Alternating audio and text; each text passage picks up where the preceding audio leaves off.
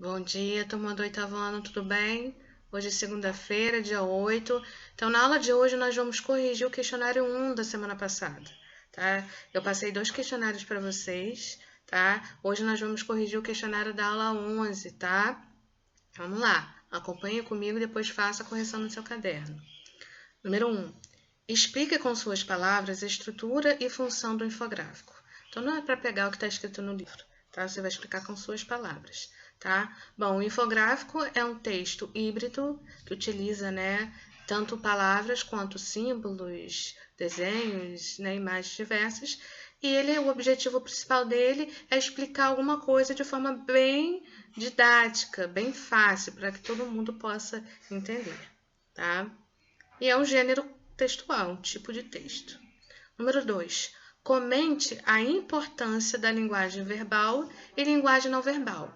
Bom, nós estamos vendo a linguagem verbal e não verbal dentro do contexto do infográfico. Tá? No contexto do infográfico, o que é uma linguagem verbal? São as palavras, é tudo que é escrito. E a linguagem não verbal é tudo que é recurso visual, seja desenho, símbolo, esquema, tá? E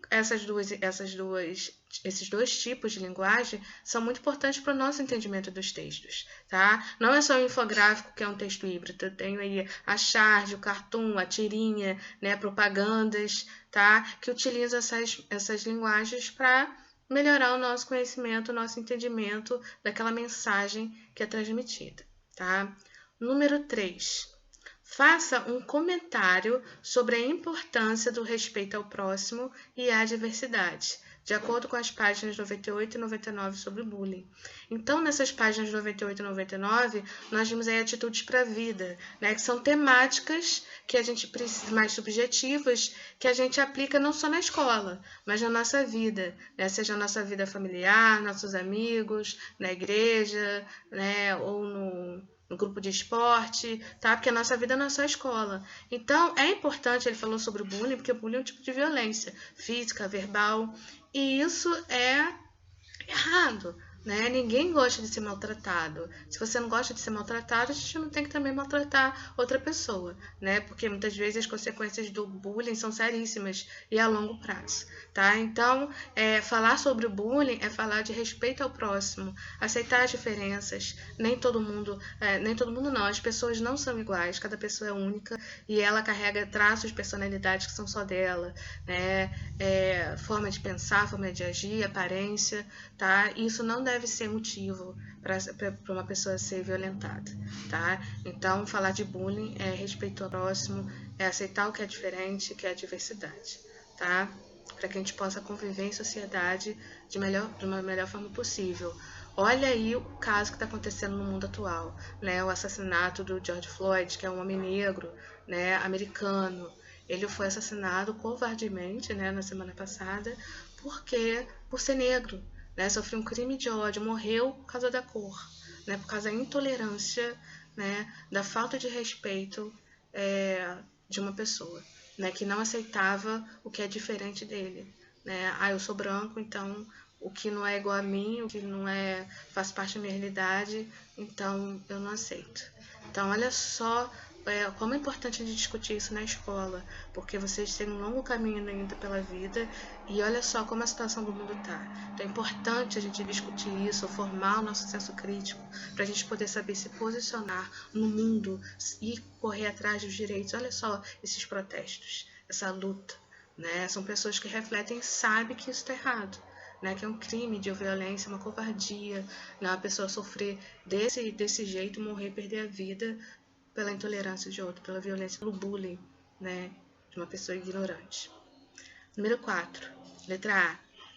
Explique a estrutura de um seminário. Seminário é um tipo de apresentação oral, muito utilizado na escola, e também em trabalhos acadêmicos, apresentações acadêmicas no geral, tá? O seminário, ele tem uma abertura, onde você se apresenta a sua temática, fala com o público, cumprimenta.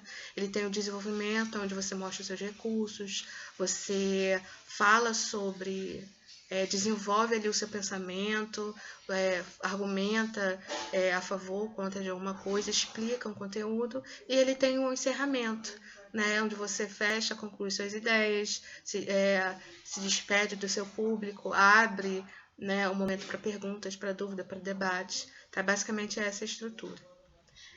B. A importância da prática da apresentação oral.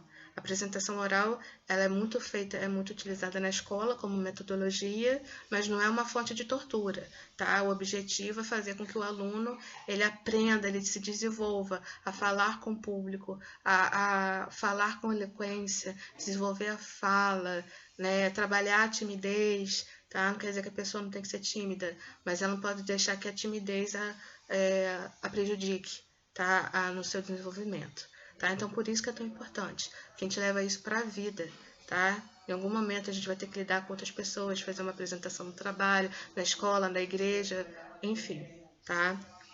E número 5, eu pedi aqui, ó, a partir das orações abaixo, identifique o sujeito predicado. O que é o sujeito? É de quem eu falo naquela oração. E o que é predicado? É a informação que eu dou sobre aquela coisa, aquela pessoa, aquele lugar que eu estou falando.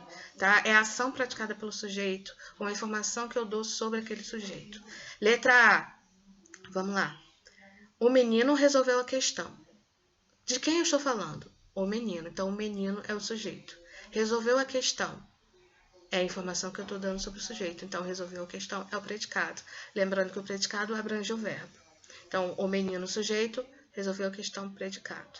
Letra B. Eu falei com você na semana passada. Tá? Quem é o sujeito? Quem está praticando a ação? Eu. Então, eu é o sujeito. Qual é a ação que esse eu realiza? Falei com você na semana passada. Então, falei com você na semana passada é o predicado. Letra C. Lígia sumiu ontem. De quem eu estou falando? De Lígia. Então, Lígia é o sujeito. Qual é a informação que eu dou sobre Lígia? O que aconteceu com ela? O que ela fez? Sumiu ontem. Então, sumiu ontem é o predicado. Letra D. O apostador recebeu 1 milhão. Né? Então, de quem que eu estou falando? O apostador. O apostador sujeito. Recebeu 1 milhão, predicado. Letra E. O filme premiado fez muito sucesso.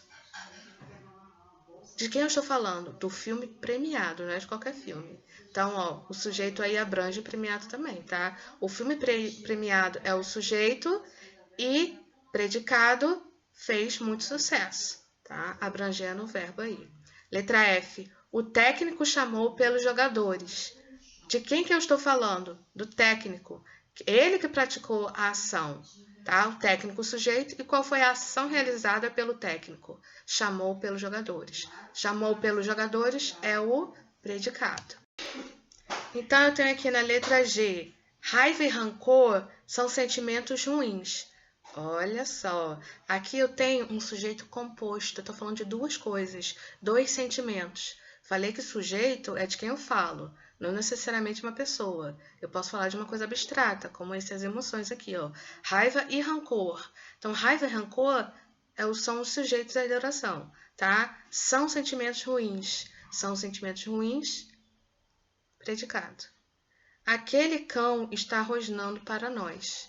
De quem eu estou falando? Daquele cão. Então, o sujeito é o quê? Aquele cão. Qual é a informação que eu dou sobre o cão? Está rosnando para nós, que é o predicado. Beleza? Então, junto com esse vídeo, eu vou disponibilizar o gabarito. Corrijam aí no seu caderno, tá? E veja se você realmente entendeu esses conceitos, esse conteúdo. Se de tudo você não entendeu, entre em contato comigo no privado, tá bom? A gente se vê, então, na aula de quarta-feira com mais correção.